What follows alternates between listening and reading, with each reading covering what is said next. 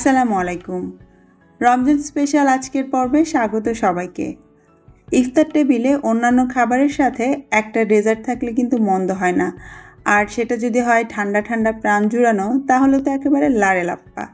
তাই আজকের পর্বে আমি আপনাদেরকে ভীষণ মজার ঠান্ডা ঠান্ডা একটা ফালুদা তৈরি করে দেখাবো, যেটা ইফতারে খেলে মন এবং পেট দুটোই ঠান্ডা হয়ে যাবে। আর শুধু ইফতারে কেন, গরমের দিনে যে কোনো সময় আপনি এই ঠান্ডা ডেজার্টটা তৈরি করতে পারবেন। ফালুদা তো অনেক রকম হয়ে থাকে, তবে আমাদের পুরান ঢাকার ফালুদার কিন্তু স্বাদই আলাদা। তাই আজকের পর্বে আমি আপনাদেরকে অরিজিনাল ঢাকাইয়া ফালুদাটা তৈরি করে দেখাবো। আশা করছি আপনাদের সবার ভালো লাগবে। শুরুতেই আমরা ঢাকাইয়া ফালুদার যে মূল আকর্ষণ সেটা তৈরি করে নিব, অর্থাৎ খিরসা। তার জন্য এখানে আমি 2 লিটার দুধ নিয়েছি, আর আমি এখানে একটা স্টিলের হাঁড়ি ব্যবহার করছি। আর দুধটাকে নাড়ার জন্য আমি একটা স্টিলের চামচ নিব, এতে করে তলাটা ঘেঁষে ঘেঁষে নাড়তে আমাদের সুবিধা হবে। আর প্রথম বলক আসা পর্যন্ত অবশ্যই আপনাকে এইভাবে তলা ঘেঁষে নেড়ে যেতে হবে, তা না হলে কিন্তু নিচে মিল্ক সলিডটা জমা হবে আর সেটা আস্তে আস্তে পুড়তে পুড়তে ভারী হয়ে যাবে, তখন স্মুথ একটা খিরসা আপনি পাবেন না। এখন আমাদের কাজ হচ্ছে এই দুধটাকে ঘন করে ফেলা। আর ঘন করার নিয়ম তো আপনারা সবাই জানেন, এইভাবে তলা ঘেঁষে ঘেঁষে নাড়তে হবে। একদম পুরোটা সময় ধরে নাড়ার দরকার নেই, প্রথম 2-1 বার বলক এসে গেলে তারপর আপনি এটাকে চুলার উপরে এভাবে রেখে দিতে পারেন। আর চামচটা এভাবে দুধের মধ্যেই রাখবেন, তাহলে এটা উতলে পড়ে যাবে না। আর মাঝে মধ্যে আপনাকে এইভাবে একটু তলাটা ঘেঁষে নেড়ে দিতে হবে, সেই সঙ্গে সাইডে যদি সর জমে সেগুলো একটু দুধের মধ্যে মিশিয়ে দিবেন, তাহলে দুধটা একদম সুন্দরভাবে ঘন হবে। চুলার আঁচ বেশি কমাবেন না, আমি মিডিয়াম হাইতে রেখেছি এবং আমার 40 মিনিটের মধ্যেই দেখতে পাচ্ছেন দুধটা ঘন হয়ে একদম ব্রাউন হয়ে গিয়েছে। এই পর্যায়ে আপনি এর মধ্যে চিনি অ্যাড করবেন, কারণ দুধ ঘন হয়ে যাওয়ার পর কিন্তু ন্যাচারালি বেশ কিছুটা মিষ্টি হয়ে যায়। তো এই পর্যায়ে আপনার যেমন মিষ্টি লাগে সেই হিসেবে চিনি আপনি এখানে অ্যাড করবেন। আমি এখানে 1/4 কাপের থেকে একটুখানি বেশি চিনি দিয়েছি। অর্থাৎ আমাদের খিরসাটা কিন্তু একটু মিষ্টি মিষ্টি হবে, কারণ পরের সঙ্গে আমরা আরও কিছু উপকরণ মিলাবো, তখন যাতে মিষ্টিটা কম না মনে হয়। চিনিটা দেওয়ার পর আরও কিছুক্ষণ একটু নেড়ে চেড়ে এটাকে ফোটাতে হবে, ধরুন 1 থেকে 1.5 মিনিট, যাতে চিনিটা ভালো মতো গলে যায়। তবে কোনোভাবে এটাকে অনেক বেশি ঘন করে ফেলা যাবে না, কারণ ঠান্ডা হলে এটা তাহলে টাইট হয়ে যাবে অনেকটা দইয়ের মতো। তাই এরকম কিছুটা পাতলা থাকতেই আপনাকে চুলা থেকে নামাতে হবে, যাতে ঠান্ডা হলে এটা একটু লিকুইডই থাকে, খুব বেশি ঘন না হয়। এবারে আমরা ফালুদার আরেকটি গুরুত্বপূর্ণ উপাদান সাবুদানা সেদ্ধ করে নিব। তার জন্য পর্যাপ্ত পরিমাণ ফুটন্ত পানিতে আমি আধা কাপ সাবুদানা ঢেলে দিলাম। মাঝে মধ্যে এভাবে একটু নেড়ে চেড়ে দিতে হবে, যাতে তলায় লেগে না যায়। আর চুলার আঁচটা আমি মিডিয়াম হাইতে রেখেছি। কতটুকুন এই সাবুদানা সেদ্ধ করতে হবে বা কখন বুঝবেন এটা ঠিক মতো সেদ্ধ হয়েছে, তা বোঝার উপায় হচ্ছে চামচে করে এভাবে তুলে দেখবেন, সাদা সাদা অংশগুলো যখন পরিমাণে অনেক কমে যাবে, অর্থাৎ ছোট ছোট ডটের মতো দেখা যাবে, তখনই বুঝবেন যে সাবুদানা সেদ্ধ হয়ে গিয়েছে। এর থেকে বেশি সেদ্ধ করতে গেলে কিন্তু সেটা একটু আঠালো মতো হয়ে যায়। চুলা থেকে নামিয়ে প্রথমে ছাঁকনিতে করে গরম পানিটা নিংড়ে ফেলে দিতে হবে। তারপর এর উপরে একটু ঠান্ডা পানি দিয়ে এভাবে ধুয়ে নিলে এটা ঠান্ডা হয়ে যাওয়ার পরেও অনেক ঝরঝরে আর দানাদার থাকবে। আর এই সাবুদানাগুলো আপনি একবার সেদ্ধ করে ফ্রিজের নর্মাল চেম্বারে 3-4 দিন পর্যন্ত রেখে খেতে পারবেন। আর যদি চান একটা বাটিতে সাবুদানা নিয়ে অল্প একটু ঠান্ডা পানি দিয়ে ডুবিয়ে রাখলে এটা আরও বেশি ঝরঝরে থাকবে। এবারে আমরা ঢাকাইয়া ফালুদার যে স্পেশাল নুডলস বা যেটাকে ফালুদা শেপ বলে সেটা তৈরি করব। তার জন্য একটা হাঁড়িতে আমি আধা কাপ কর্নফ্লাওয়ার নিয়ে নিলাম, এটাকে কর্নস্টার্চও বলে। সাথে 1 চিমটি দিয়ে দিচ্ছি লবণ এবং একটু চিনিও দিচ্ছি 1 টেবিল চামচের মতো। এতে করে এই ফালুদা শেপটা খুব বেশি আলুনি লাগবে না খেতে। আর পানি দিয়ে দিচ্ছি 1.5 কাপ। আধা কাপ আমি নিয়েছিলাম কর্নফ্লাওয়ার, তার জন্য 1.5 কাপ পানি নিচ্ছি, অর্থাৎ 2 ডাবল। প্রথমে এই সব কিছুকে একসঙ্গে ভালো করে মিলিয়ে নিব। এই পর্যায়ে কিন্তু চুলাটা অফ আছে। যখন পানির সঙ্গে কর্নফ্লাওয়ারটা খুব ভালোভাবে মিশে যাবে, তখন আমি চুলাটা অন করব। আর চুলার আঁচটা একটু কম রাখতে হবে, মিডিয়াম লোতে রাখলে সব থেকে ভালো হয়। এইবারে অল্প আঁচে নেড়ে চেড়ে আমাদেরকে একটা মিশ্রণ তৈরি করতে হবে। খুব বেশি সময় লাগে না, পানিটা গরম হতে হতেই দেখবেন নিচের থেকে কর্নফ্লাওয়ারটা এরকম দলা পাকাতে শুরু করেছে। আপনার চেষ্টা থাকবে যে এক জায়গায় বেশি দলা না পাকিয়ে এটা হালুয়ার মতো মসৃণ একটা মণ্ড যাতে হয় সেটা করতে। এই যে দেখতে পাচ্ছেন এরকম, আর ঘন ঘন এটাকে নাড়তে হবে। যখন দেখবেন যে এটা বেশ ঘন মসৃণ চকচকে একটা হালুয়ার মতো দেখতে লাগছে তখন চুলা থেকে নামিয়ে ফেলতে হবে। আর এই মিশ্রণটার ঘনত্ব ঠিক এরকম হবে। এর থেকে যদি বেশি পাতলা করে ফেলেন তাহলে পানিতে দেওয়ার সঙ্গে সঙ্গে সেটা মিশে যেতে পারে। এখন নুডলসের শেপ দিতে হবে, তার জন্য আমি একটা পটেটো ম্যাশার ইউজ করছি যার এরকম ছোট ছোট ছিদ্রওয়ালা চাটকি আছে। এর মধ্যে আমরা গরম গরম সেই মিশ্রণটা ঢুকাবো। একদম ঠান্ডা হলে কিন্তু নুডলসগুলো ভেঙে ভেঙে যাবে, অবশ্যই কিছুটা গরম থাকতে হবে এই পর্যায়ে।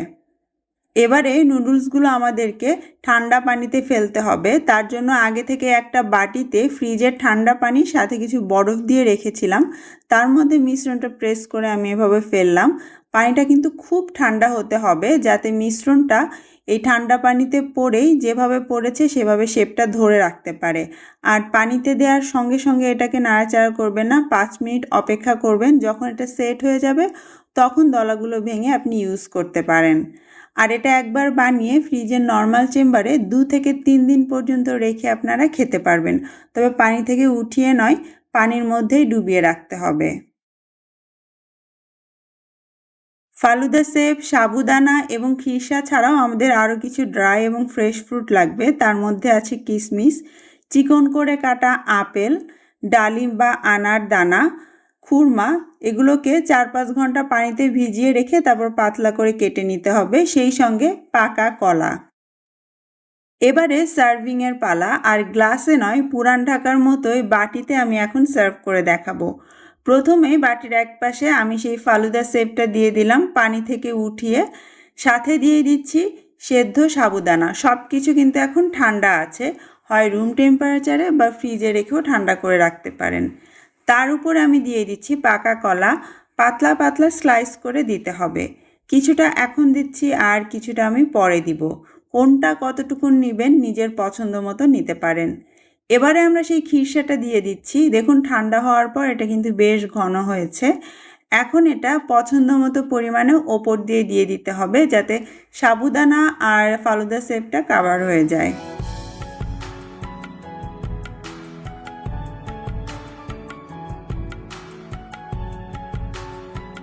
তারপর এর উপরে একে একে কেটে রাখা খুরমা, আপেল, কিশমিশ, আনারদানা এগুলো দিয়ে সাজিয়ে দিতে হবে। আর এটা কিন্তু শুধুমাত্র সাজানোর জন্য নয়, এগুলোর জন্য কিন্তু খেতে অনেক মজার হয়।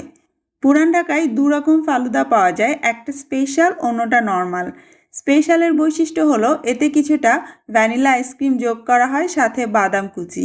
তো আপনি চাইলে আইসক্রিম আর বাদাম কুচিটা বাদ দিতে পারেন, তবে দিলে অবশ্যই খেতে বেশি মজা লাগবে।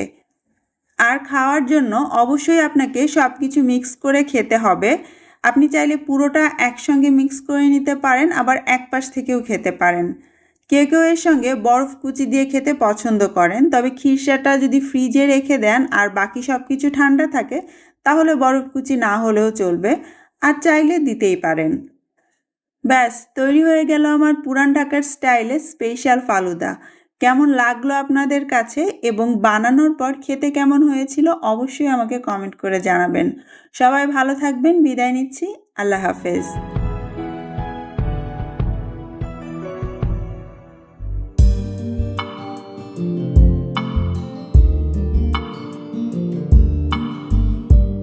আজকে আপনাদের জন্য ঠান্ডা ঠান্ডা একটা ইফতার রেসিপি নিয়ে এলাম, আর সেটা হচ্ছে সাবুদানা ফ্রুট ডেজার্ট। কয়েক রকম ফল, সাবুদানা, ঘন দুধ মিলে অসাধারণ এক কম্বিনেশন। ইফতারে এই আইটেমটা রেখে দেখবেন মন আর পেট দুটোই খুশি হয়ে যাবে। তাহলে আর দেরি কিসের, চলুন শুরু করা যাক। আজকের ডেজার্টটা বানাতে ফল খুবই গুরুত্বপূর্ণ একটা উপকরণ, তবে অনেক রকম যে লাগবে তা নয়। 2 থেকে 3 রকম ফল থাকলে আপনি এটা বানাতে পারবেন। চেষ্টা করবেন কলাটা অবশ্যই রাখতে, সাথে যে কোনো 2 রকম ফল। কলার সঙ্গে আমি আঙুর আর আপেল নিয়েছি। সেই সাথে আমাদের লাগছে সাবু। এখানে আমি 1.25 কাপ মোটা দানার সাবু নিয়েছি। এটাকে প্রথমে আমাদের সেদ্ধ করে নিতে হবে। আর পদ্ধতি তো আপনারা জানেনই, ফুটন্ত গরম পানিতে সাবুগুলো দিয়ে দিতে হবে। আগে থেকে ভিজিয়ে রাখার কোনো দরকার নেই। আর অপেক্ষা করতে হবে এটা সেদ্ধ হওয়া পর্যন্ত। সাবুদানার সাইজ অনুযায়ী সেদ্ধ হতে কম বা বেশি সময় লাগবে। আপনি যেটা খেয়াল করবেন সেটা হচ্ছে এটা কখন ট্রান্সপারেন্ট হয়ে আসছে। যখনই দেখবেন মাঝখানের সাদা অংশটা আস্তে আস্তে ছোট হয়ে বিন্দুর মতো হয়ে গিয়েছে, তখনই চুলা থেকে নামিয়ে গরম পানিটা নিংড়ে ঠান্ডা পানিতে একবার ধুয়ে নেবেন। ব্যাস, সাবু সেদ্ধ রেডি। এবারে আমরা দুধের সিরাপটা তৈরি করে নিব। তার জন্য একটা হাঁড়িতে আধা লিটার অর্থাৎ 2 কাপ দুধ নিয়ে নিলাম। আর দুধ ঘন করার এই কাজটাকে সহজ করার জন্য আমি এখানে 1/3 কাপ গুঁড়ো দুধ নিয়ে নিচ্ছি। এতে যেমন দুধটা তাড়াতাড়ি ঘন হবে, সেই সঙ্গে দুধের মধ্যে একটা মিষ্টি ভাব এবং বেশ সুন্দর একটা অ্যারোমাও আসবে। তারপর মিষ্টি করার জন্য এখানে আমি 3 টেবিল চামচ চিনি দিচ্ছি। খুব বেশি চিনি দেওয়ার দরকার নেই, আপনি চাইলে চিনি ছাড়াও মিশ্রণটা করতে পারেন, কোনো সমস্যা নেই। তো এখন আমরা এই 3টা উপকরণ একসঙ্গে ভালো করে মিলিয়ে মিডিয়াম হাই আঁচে ভালো করে জাল দিব। লাগাতার এভাবে নেড়ে চেড়ে জাল করে নিব 15 মিনিট। আর এই সময়ের মধ্যেই দেখবেন দুধটা ফুটে উঠে আস্তে আস্তে ঘন হয়ে যাবে আর কালারটাও বেশ চেঞ্জ হয়ে যাবে। চুলার আঁচটা মিডিয়াম হাইতে রাখলে 15 মিনিটই এনাফ এরকম সুন্দর একটা দুধের সিরাপ পাওয়ার জন্য। হয়ে গেলে তারপর এটাকে একদম পুরোপুরি ঠান্ডা করে নিতে হবে। এবারে আমরা চলে যাচ্ছি সব কিছু মিক্সিংয়ে। প্রথমে একটা বাটিতে আমি সেদ্ধ করা সেই সাবুদানাগুলো নিয়ে নিচ্ছি। সাবুদানাগুলোও কিন্তু একদম ঠান্ডা হতে হবে। আপনি চাইলে আগে থেকেই সব কিছু রেডি করে রাখতে পারেন। ইফতারের আধা ঘন্টা আগে জাস্ট সব কিছু মিক্স করে আর একটু ফ্রিজে রেখে ঠান্ডা ঠান্ডা পরিবেশন করবেন। এবারে এর মধ্যে আমি দিয়ে দিচ্ছি ছোট টুকরো করে কাটা কলা, আপেল এবং আঙুর। আমি আঙুর 2 কালারের নিয়েছি একটু কালারফুল করার জন্য। আর আপনি চাইলে কিন্তু এর মধ্যে আপনার পছন্দ মতো অন্যান্য ফলও দিতে পারেন, কিশমিশ দিতে পারেন, বাদাম কুচি দিতে পারেন, জেলো টুকরো করে কেটে দিতে পারেন, ঘরে কোনো লেফট ওভার মিষ্টি থাকলে সেগুলোও দিতে পারেন, একান্তই আপনার ইচ্ছা। আমি এটাকে একদম সিম্পল রাখার চেষ্টা করেছি। তারপর আমি এর মধ্যে সেই ঘন করা দুধটা দিয়ে দিচ্ছি। আর চেষ্টা করবেন দুধটা যেন অবশ্যই ঠান্ডা থাকে, ফ্রিজের ঠান্ডা হলে আরও ভালো। প্রথমে খানিকটা দুধ দিয়ে আমি নেড়ে এভাবে মিশিয়ে নিচ্ছি। আপনি যদি চান একটু ঘন রাখতে মিশ্রণটা, তাহলে এরকম অল্প দুধও দিতে পারেন। আর দুধের মিশ্রণ চাইলে আরও গাঢ়ও করতে পারেন। আমি পুরোটা দুধ দিয়ে দিলাম, একটু পাতলা পাতলা রাখছি। আর আপনি চাইলে কিন্তু আরও বেশি দুধ দিয়ে আরও পাতলা করে গ্লাসে ঢেলেও সার্ভ করতে পারেন। আর এইখানে আমি রেশিওটা রেখেছি যতখানি ফল ঠিক তার ডাবল নিয়েছি সাবুদানা। আপনার পছন্দ, আপনি চাইলে সমান সমানও রাখতে পারেন, কোনো সমস্যা নেই। হয়ে গিয়েছে। এখন ওপর দিয়ে আমি আরও কিছু টুকরো করা ফল দিয়ে সাজিয়ে দিচ্ছি। আর অল্প একটু চেরি দিয়ে দিচ্ছি জাস্ট সাজানোর জন্য। এটা কিন্তু আমাদের ভেতরে ছিল না, সুন্দর দেখার জন্যই দিলাম। এবারে আপনি এটাকে ফ্রিজে আধা ঘন্টার মতো রাখুন এবং ইফতারের আগ দিয়ে বের করে এনে সার্ভ করুন। আর বানিয়ে আমাকে জানাবেন কেমন লাগলো।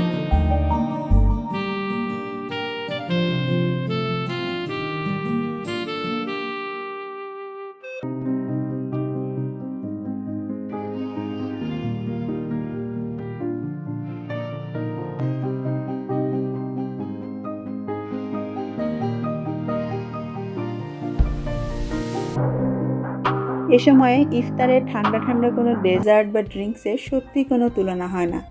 তাই আজকের পর্বে আমি আপনাদেরকে সাবুদানা দিয়ে ভীষণ মজার ঠান্ডা ঠান্ডা একটা ডেজার্ট তৈরি করে দেখাবো, যেটা কিনা আমাদের ঢাকাইয়া ফালুদার একটা নতুন সংস্করণ। তাই আমি আশা করছি আমার আজকের রেসিপি আপনাদের পছন্দ হবে এবং সহজলভ্য উপকরণে তৈরি এই সাবুদানার ফালুদা আপনারা ইফতারে তৈরি করতে পারবেন। চলুন তাহলে শুরু করা যাক। ফালুদা বানানোর শুরুতে আমাদের যে কাজটা করতে হবে সেটা হচ্ছে খুরমা অর্থাৎ শুকনো খেজুর পানিতে ভিজিয়ে রাখতে হবে। এটা একটু সময় নেয়, তাই আগে থেকে ভিজিয়ে রাখলে ভালো। আমি হালকা গরম পানিতে ভিজিয়ে রাখছি ঘন্টাখানেকের জন্য। আপনার হাতে সময় থাকলে আরও বেশি সময় ধরে ভিজিয়ে রাখতে পারেন। যদি কারো কাছে এই খুরমা না থাকে তাহলে এটা বাদ দিয়ে অন্য যে কোনো ড্রাই ফ্রুটস আপনি ব্যবহার করতে পারেন। ঘন্টাখানেক পর যখন খেজুরগুলো কিছুটা নরম হয়ে গিয়েছে, তখন আমি পানি থেকে তুলে এটাকে কেটে মাঝখান থেকে বিচিটা বাদ দিব এবং পাতলা স্লাইস করে কেটে নিব। এবারে আমরা ফালুদার জন্য জেলো তৈরি করব। জেলো তৈরির অনেক রকম পদ্ধতি আছে, তবে সবথেকে সহজ সমাধান হলো দোকান থেকে আপনার পছন্দ মতো কালার ও ফ্লেভারের একটা জেলো প্যাকেট কিনে নেওয়া।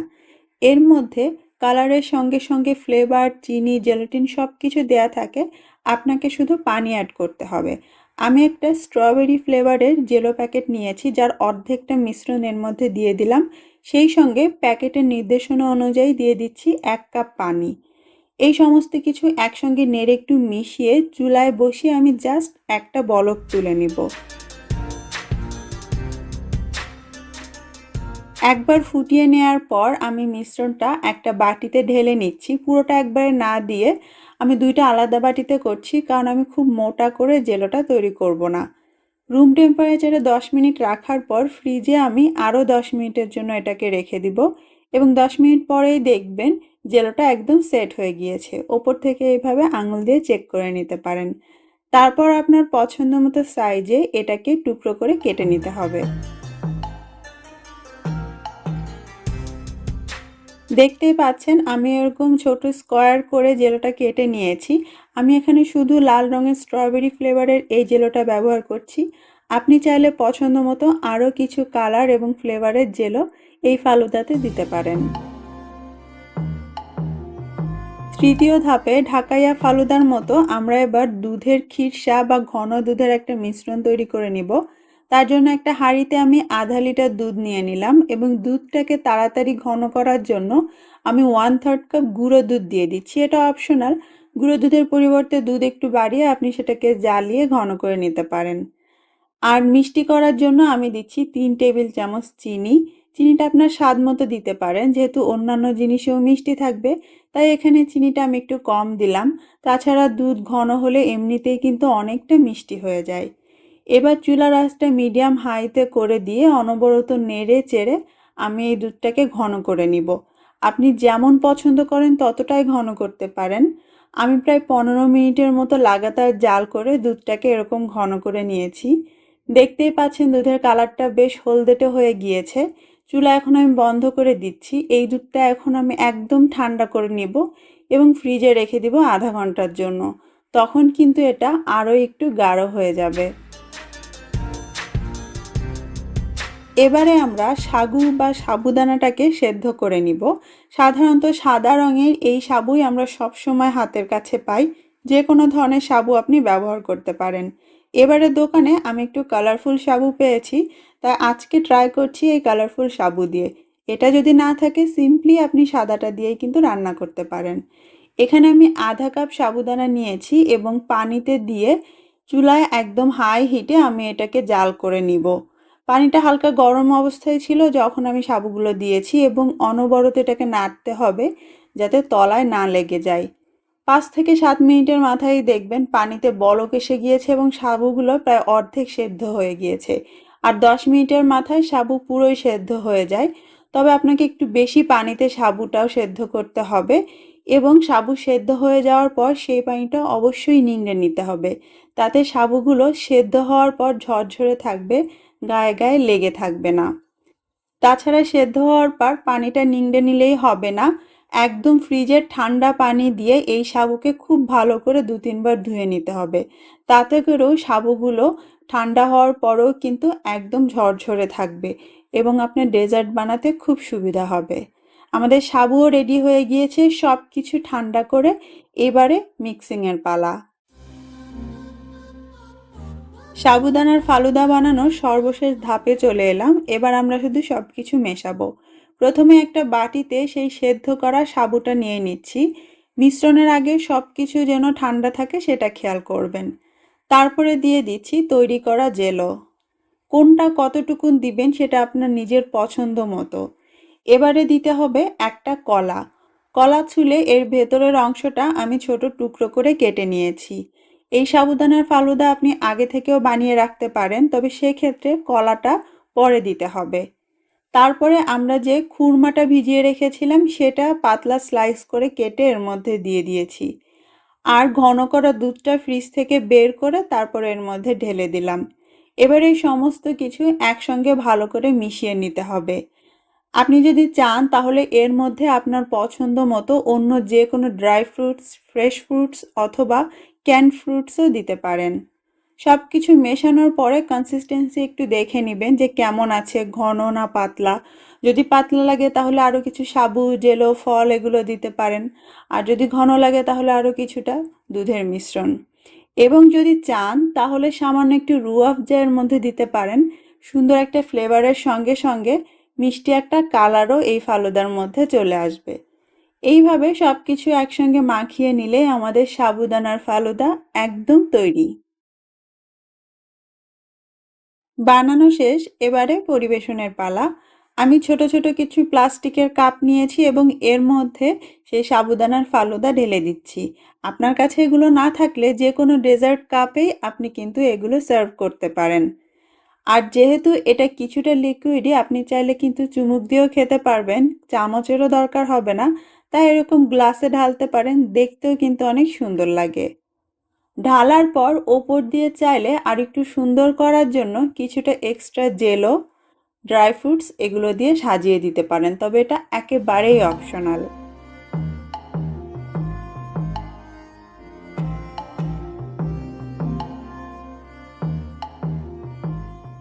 ব্যাস, তৈরি হয়ে গেল ভীষণ মজার ঠান্ডা ঠান্ডা সাবুদানার ফালুদা।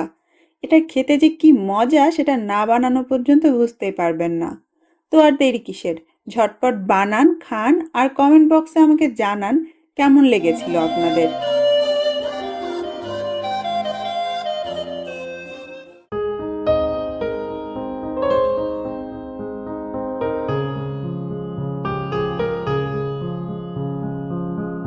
বাঙালির উৎসব মানেই মিষ্টি মুখ, আর বাঙালির মিষ্টান্ন ভাণ্ডারে পায়েস একদম মধ্যমণি হয়েই বসে আছে। কত রকম পায়েসই না আছে, চালের পায়েস, গমের পায়েস, ছানার পায়েস, সাবুদানার পায়েস, কাউনের পায়েস, আরও কত কি। আজকে আমি আপনাদেরকে সাবুদানার পায়েসটা তৈরি করে দেখাবো। খুবই সহজে এটা বানাতে পারবেন আর খেতে তো ভীষণ মজার। যে কোনো উৎসবে, অনুষ্ঠানে বা এমনিতেই যেদিন মনে একটু মিষ্টি খেতে ইচ্ছে করবে, ঝটপট চাইলে বানিয়ে নিতে পারেন। আশা করছি আপনাদের ভালো লাগবে। চলুন তাহলে আর দেরি না করে শুরু করা যাক।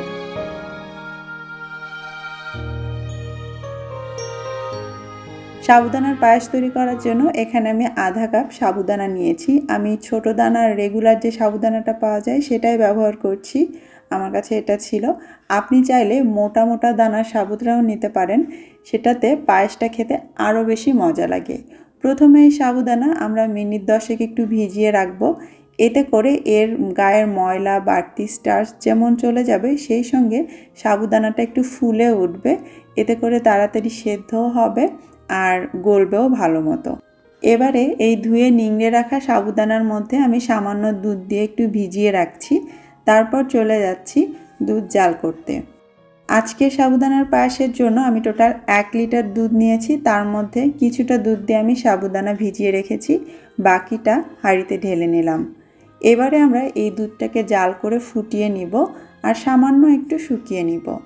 প্রায় 3-4 মিনিট ধরে এইভাবে 2-3 বার বলক তুলে ফুটিয়ে নেওয়ার পর এর মধ্যে এবারে আমরা সেই ভিজিয়ে রাখা সাবুদানাটা দিয়ে দিব। পানির বদলে যদি দুধ দিয়ে ভিজানো হয় তাহলে আর পানি নিংড়ানোর ঝামেলা থাকে না, সরাসরি আপনি দুধের মধ্যে এই ভেজানো সাবুদানাটা দিয়ে দিতে পারবেন।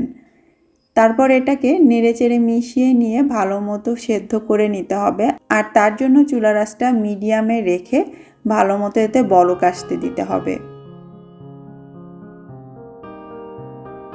দুধ ফোটার সময় এর সর বা মালাইগুলো চারপাশে জমা হয়, তাই মাঝে মধ্যে আপনাকে একটা স্প্যাচুলা বা চামচের সাহায্যে সরগুলো দুধ আর সাবুদানার সঙ্গে ভালোভাবে মিশিয়ে নিতে হবে। প্রায় 10 মিনিট ধরে এভাবে ফোটানোর পর এর মধ্যে এবার আমি কিছু কিশমিশ আর বাদাম কুচি দিয়ে দিচ্ছি, সেই সঙ্গে কিছু স্যাফরন বা কেশর দিয়ে দিচ্ছি একটু কালার আর সুন্দর ফ্লেভার আসার জন্য। ভালো করে নেড়েচেড়ে নিয়ে এর মধ্যে আমি 1.25 কাপের মতো চিনি দিয়ে দিব। আপনি চাইলে আধা কাপ চিনিও দিতে পারেন যদি মিষ্টি কম খান। চিনিটা নেড়েচেড়ে মিশিয়ে নিব আর তারপরে আমরা এটাকে গাঢ় হওয়া পর্যন্ত রান্না করে নিব। এরই মধ্যে সাবুদানা কিন্তু সেদ্ধ হয়ে যাবে। এখন আপনার পছন্দ মতো গাঢ় হওয়া আর চিনির পানিটা একটু টেনে যাওয়া পর্যন্ত রান্না করে নিলেই হবে। মোটামুটি আপনার 6 থেকে 8 মিনিটের মতো সময় লাগতে পারে। 6 মিনিটের মাথায় আমার কাছে মনে হচ্ছে সাবুদানার পায়েসটা একদম রেডি। এখন এরকম পাতলা দেখাচ্ছে, এটা যখন ঠান্ডা হবে আরও টেনে যাবে, তাই একটু পাতলা থাকা অবস্থাতে আপনাকে এটা নামাতে হবে। তবে এই পায়েসটা রান্নার সময় একটু খেয়াল রাখবেন যাতে তলায় আটকে না যায়। যেহেতু সাবুদানা একটু স্টার্চি হয়, তাই সহজেই লেগে যেতে থাকে পাতিলের গায়ে। এজন্য বারবার নেড়ে চেড়ে আপনাকে ঘন করেই রান্না করে নিতে হবে। এখন গরম গরম আপনি আপনার পছন্দ মতো যে কোনো পাত্রে এটা পরিবেশন করতে পারেন।